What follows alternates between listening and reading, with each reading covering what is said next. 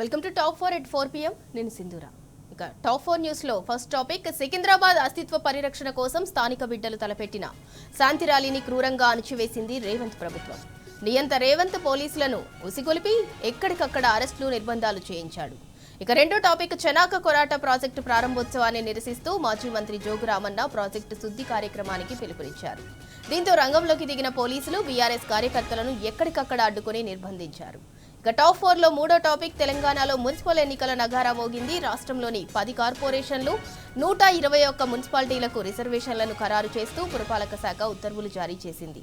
ఇక నాలుగో టాపిక్, తెలంగాణ కుంభమేళా మేడారం జాతర కోసం రేవంత్ సర్కార్ చేపట్టిన అభివృద్ధి పనులపై భక్తజనం అసంతృప్తి వ్యక్తం చేస్తోంది. ప్రభుత్వం ఒక లక్ష్యంతో విడుదల చేసిన నిధులకు ఇక్కడ జరుగుతున్న పనులకు ఎలాంటి పొంతన లేకుండా పోతోంది. వారంలో పూర్తి కావాల్సిన పనులను ఒక్క రోజులోనే ఖతం చేస్తున్నారు. ఇక ఇప్పటివరకున్న టాప్ 4 హెడ్లైన్స్ చూద్దాం.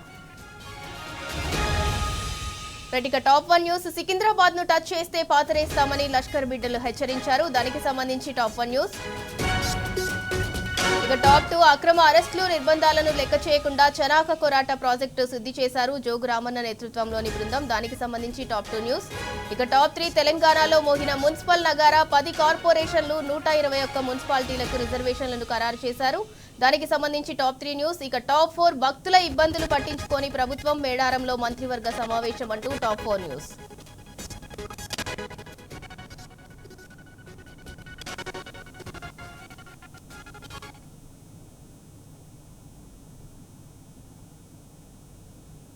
ఇక ఇప్పటివరకు ఉన్న టాప్ 4 హెడ్లైన్స్ ఒకసారి చూద్దాం. టాప్ 1, సికింద్రాబాద్ ను టచ్ చేస్తే పాతరేస్తామని లష్కర్ బిడ్డలు హెచ్చరించారు. దానికి సంబంధించి టాప్ 1 న్యూస్.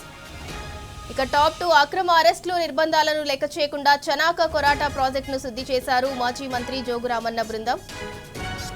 ఇక టాప్ 3, తెలంగాణలో మోగిన మున్సిపల్ నగారా, 10 కార్పొరేషన్లు 121 మున్సిపాలిటీలకు రిజర్వేషన్లు ఖరారు చేశారు. దానికి సంబంధించి టాప్ 3 న్యూస్. ఇక టాప్ 4, భక్తుల ఇబ్బందులు పట్టించుకొని ప్రభుత్వం, మేడారంలో మంత్రివర్గం సమావేశమైంది. దానికి సంబంధించి టాప్ 4 న్యూస్.